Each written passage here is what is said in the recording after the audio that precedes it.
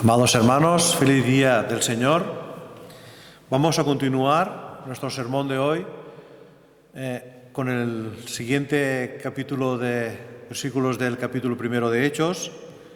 Y en nuestro estudio vamos a continuar precisamente en Hechos, capítulo 1, versículos del 9 al 14.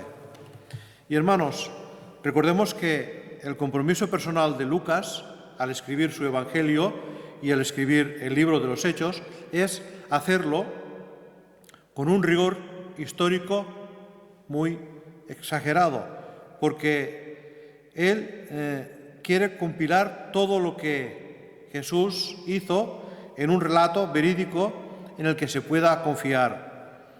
Y cada palabra cuenta, hermanos, y además vemos que Lucas hace un énfasis en que todo lo que se cumple en la vida de Jesús es lo que estaba escrito por Moisés y por los profetas.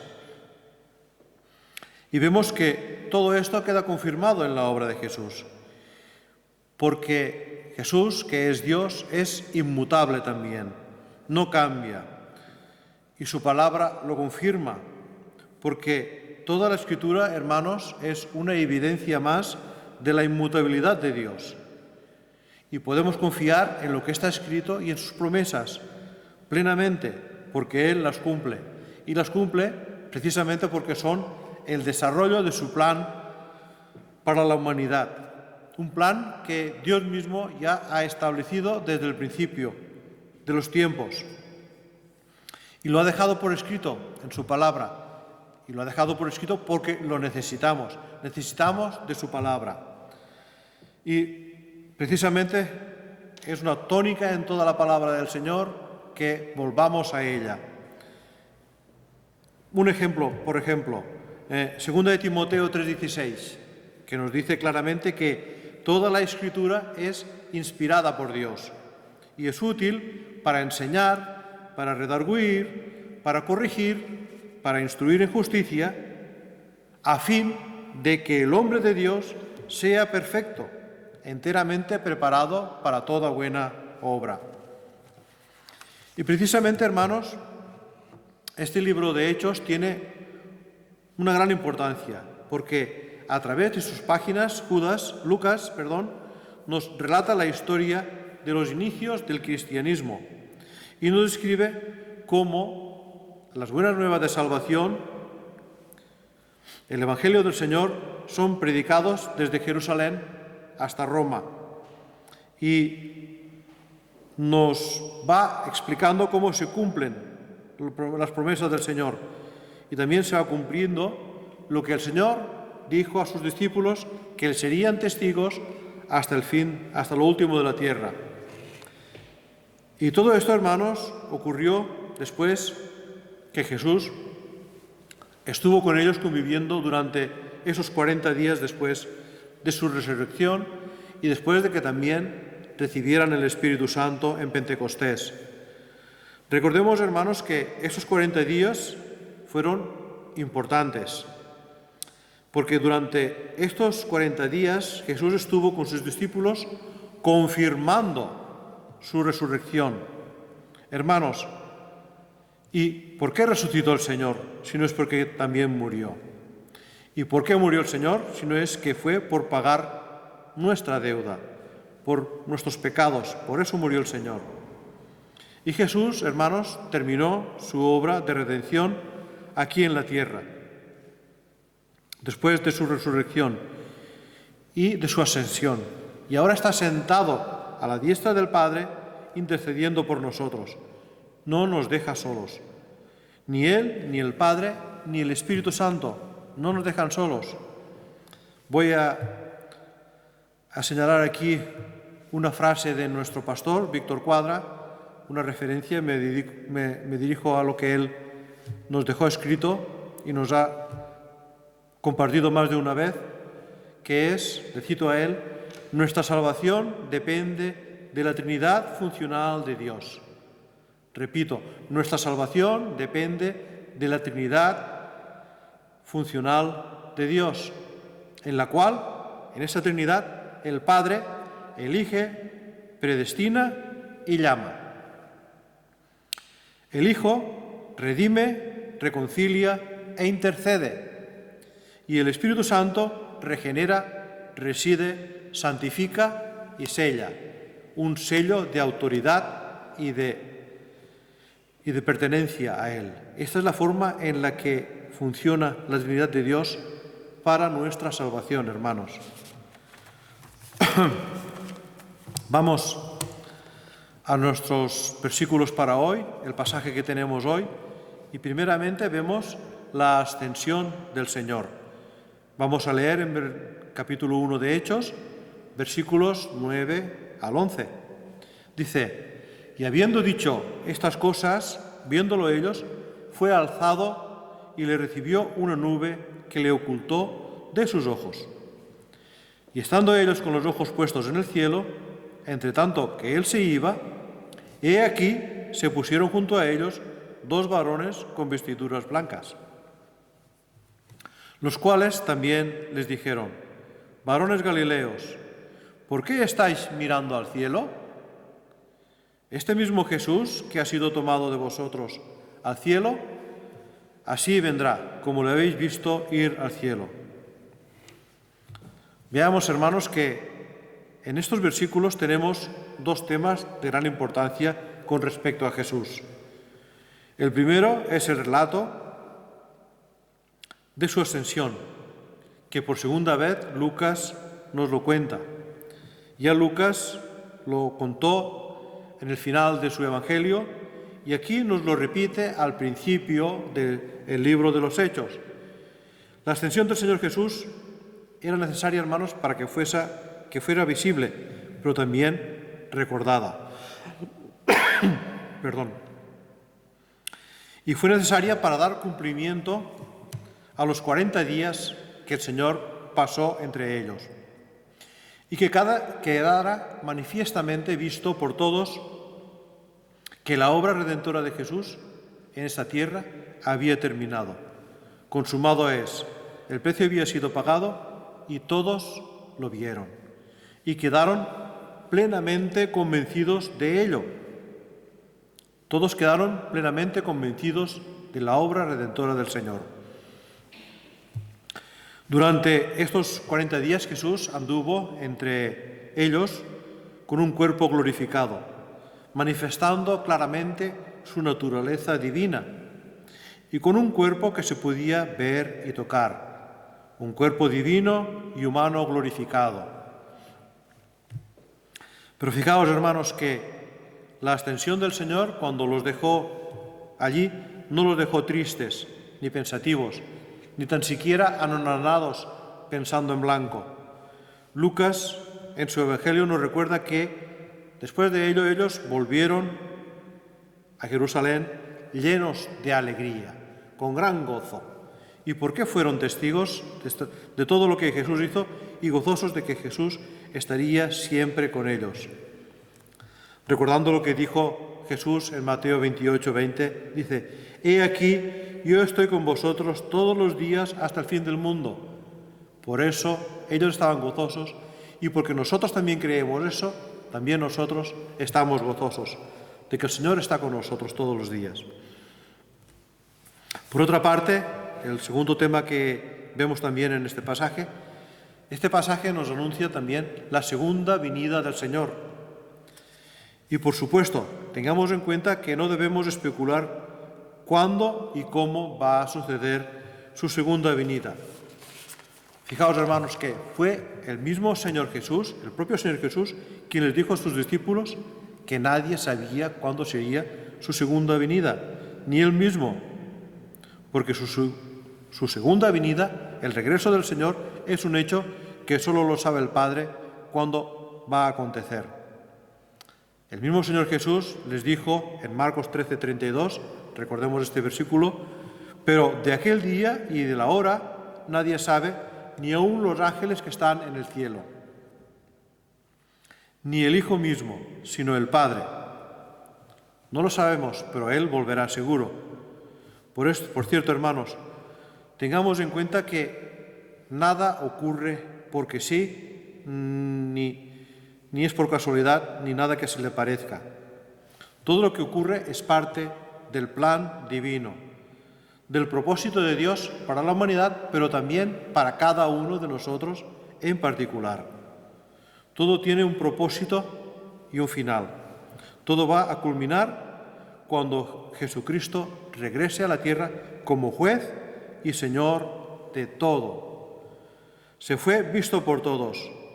Se fue cuando terminó su obra aquí en la tierra y volverá cuando el propósito divino haya sido culminado aquí en la tierra, cuando el propósito de Dios haya sido culminado aquí en la tierra.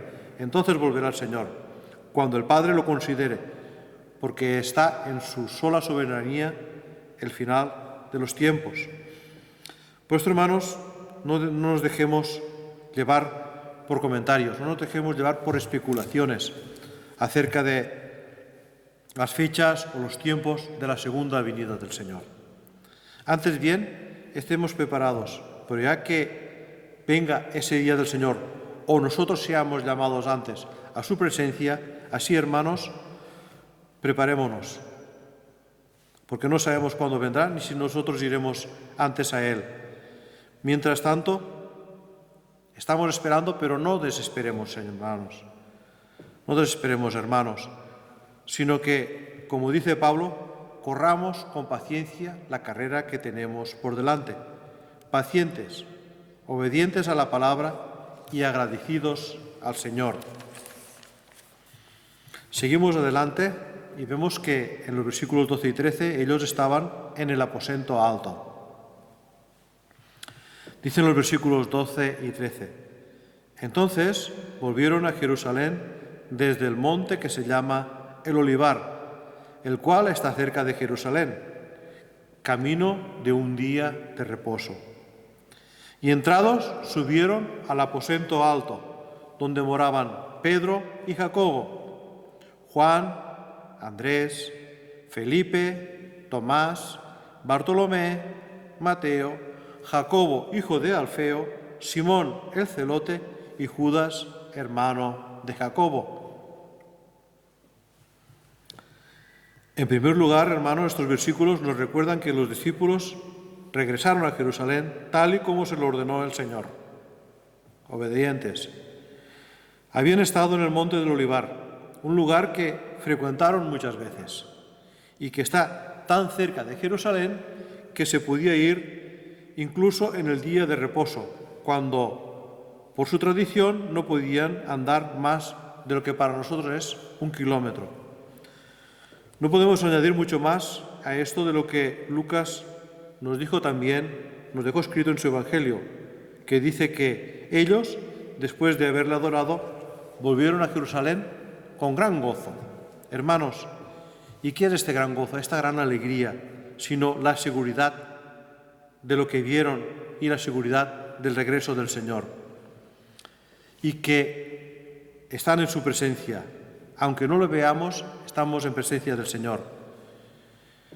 Y esta fe en estos hechos nos afirma, hermanos, y nos confirma en la verdad de que Jesús es Dios el Hijo, que vino para salvarnos. Luego también nos habla aquí en estos versículos del aposento alto. Y no sabemos con certeza dónde estaba, ni tampoco sabemos si se trataba del mismo aposento alto donde antes habían celebrado la Pascua. No lo sabemos. Lo que sí que nos parece ser es que era un lugar bastante espacioso por la cantidad de discípulos que se reunían allí. Nos dice más adelante en el capítulo 15 que eran como unos 120. Lucas aquí nos nombra a los 11 apóstoles del Señor, por ser estos los que el propio Jesús escogió para que lideraran la obra encomendada, para que fueran pescadores de hombres, para que hicieran discípulos en todas las naciones, para que fueran la base de la Iglesia. Ahora bien, hermanos, es necesario, y hoy más que nunca, que nos aferremos fuerte y estrictamente a lo que está escrito en la Biblia. Aferrémonos estrictamente a lo que la Biblia nos habla acerca de los apóstoles con mayúscula. Los que fueron escogidos por Jesús para edificar su iglesia. Pablo le recuerda a los efesios, en Efesios 4:11, que el mismo Jesús constituyó a unos apóstoles para la edificación de la iglesia. Esos son los que edificaron la iglesia. Por supuesto, hermanos, por supuesto que para ser apóstol fueron necesarios unos requisitos que iremos viendo a medida que avancemos en este capítulo. Hoy más que nunca es necesario que no se nos olviden estos requisitos que se nombran aquí en la Biblia. Recordemos que la Biblia es palabra inspirada de Dios y es palabra primera que obliga a obedecerla. No la pasemos por alto. Cuando Pedro propuso elegir el sustituto de Judas, nombró una serie de requisitos de obligado cumplimiento, tal y como los 11 los cumplieron al ser llamados por Jesús. Fueron llamados personalmente y ser encomendados por el Señor. Seguimos adelante, vamos a nuestro último versículo para hoy y vemos que ellos perseveraban unánimes. Dice el versículo 14: todos estos perseveraban unánimes en oración y ruego con las mujeres y con María, la madre de Jesús, y con sus hermanos. Lo que nos dice aquí Lucas es que permanecían unidos con un mismo sentimiento, con un mismo parecer. La Nueva Versión Internacional de la Biblia dice que todos en un mismo espíritu se dedicaban a la oración. Había entre ellos una maravillosa unidad en Cristo. Todos eran uno en Cristo Jesús. Como también Pablo se lo recordó a los Gálatas. Dice: porque todos vosotros sois uno en Cristo Jesús. Gálatas capítulo 3, versículo 28. Y hermanos, ciertamente esto también aplica para nosotros. Es una de nuestras señas de identidad. Es una seña de identidad de la Iglesia del Señor que todos seamos de un mismo sentir. Los discípulos aquí, hermanos, ya no discutían entre sí, ya no inquirían cuál sería el mayor, ni tampoco cuál de ellos cometió el mayor pecado. Ahora adoraban unánimes, unidos, con un mismo sentir, en oración y ruego, adorando y también preparándose para la obra que tendrían por delante. Lucas nos aclara aquí quiénes eran parte de estos 120 que estaban reunidos. Y después de nombrar a los 11 apóstoles por su nombre, añade que también estaban las mujeres junto con María, la madre de Jesús, y sus hermanos. Todos estos hermanos, todos estos habían visto morir y resucitar a Jesús. Incluso habían convivido con él durante esos últimos 40 días, después de la resurrección. Y todos tenían un mismo sentir y una misma fe y una misma certeza segura de que Jesús estaría con ellos todos los días. He aquí, yo estoy con vosotros todos los días hasta el fin del mundo. Esta frase quedó grabada en su corazón. Y podemos ver, hermanos, en esa lista, repasándola bien, los que estaban presentes, podemos ver aquí de ellos 5 hechos notables que podemos observar de los que estaban allí presentes con el Señor. Vemos que, en primer lugar, encontramos el contraste en el comportamiento de los discípulos, porque ya no tenían un celo por ser más importantes y ser unos más que los otros. Ahora estaban unánimes en un solo pensar, en un solo sentir. La palabra que usa aquí, el griego, es homotumadón. Una misma mente, homotumadón, que es lo que significa esta palabra en griego. Tenían una misma mente Y esta palabra, hermanos, es importante para Lucas. Y él la irá repitiendo varias veces en el libro de los Hechos. Porque es importante que tengamos una misma mente. Y todos los que formaron la Iglesia empezaron así, teniendo una misma mente, un mismo sentir en el Señor. En segundo lugar, vemos que todos perseveraban en oración y ruego. Y aquí debemos incluir también que ellos, además de orar y perseverar en oración y ruegos, también, como veremos más adelante, acudían fielmente a la oración en el templo. Hermanos, esta actitud de oración y adoración era una constante en sus vidas, tanto en el templo como en el aposento alto. Era algo que ellos tenían un hábito constante, orar y adorar al Señor. Luego vemos, en tercer lugar, que también las mujeres se unieron con ellos en oración y con la misma perseverancia. Aunque las mujeres siempre estuvieron allí, junto a Jesús, Lucas siempre las está nombrando de forma específica. Y muchas veces Lucas también nombra a las mujeres por su nombre.